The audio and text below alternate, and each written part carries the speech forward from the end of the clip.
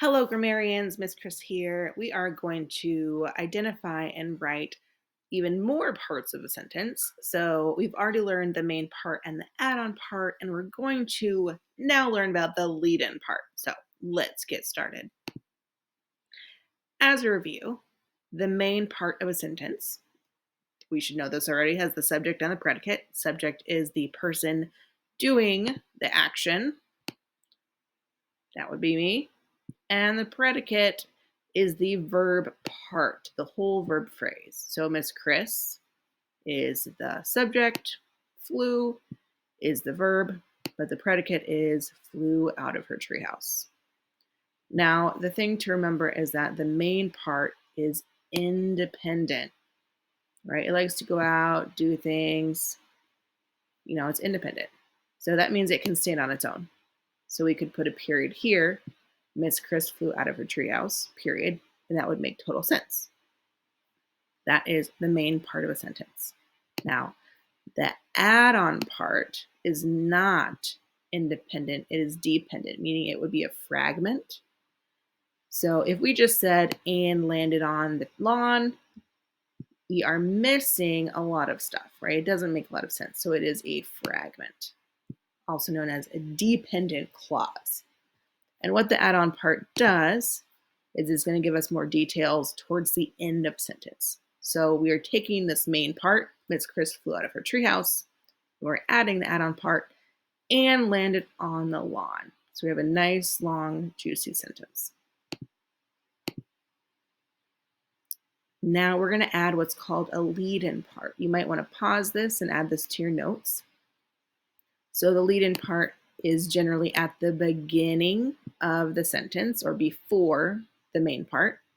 It's going to lead into other parts, especially the main part of the sentence. You'll usually use this for things like setting, time and place, or extra description. And generally, you'll see a comma after the lead-in part before it goes anywhere else. And again, it is dependent, meaning it would be a fragment because it cannot stand on its own. So go ahead, take a minute, and add these notes to your notes or to your note guide.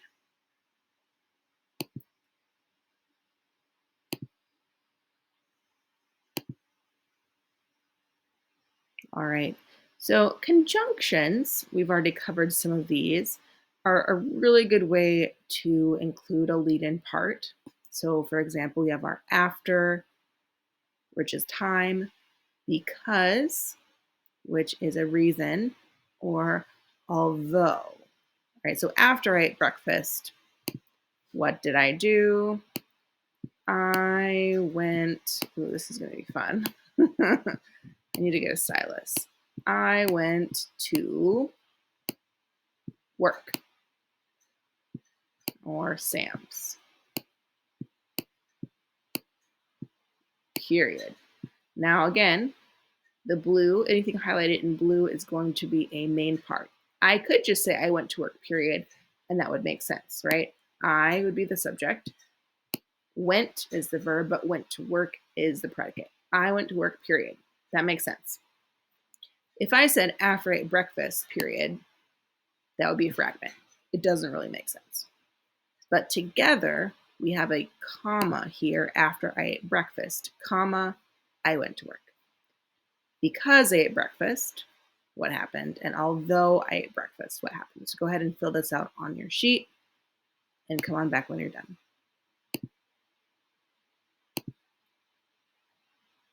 All right, here are some more examples of a lead-in plus a main.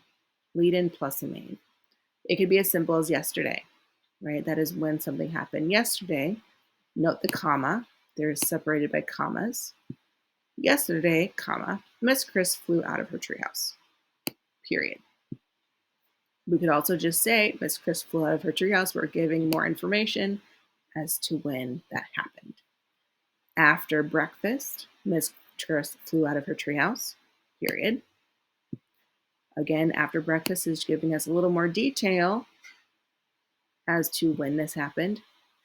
Shivering with cold, Miss Chris flew out of her treehouse. Ooh, even more details, right? So instead of setting or time and place, it's giving us some more description because it is very actually a quite cold in my apartment right now. So what I want you to do now is color block my examples. Green is going to be the lead-in part and blue is going to be the main part. Just get 2 highlighters or color pencils and go ahead and color block those examples that I've given for you in the handout.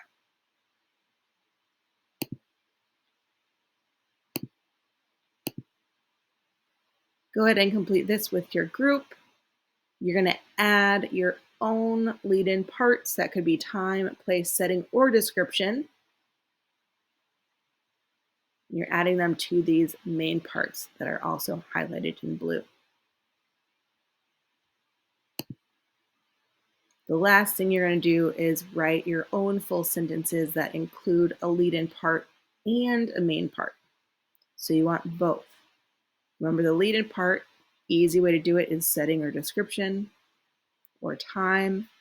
The main part's going to be your S&P, your salt and pepper, also known as your subject and your predicate. Make sure you have both of those in your 3 sentences. And when you're done, go ahead and write a summary at the bottom of a page and then come show it to me for me to check off. Awesome job, grammarians. Well done finishing your quest.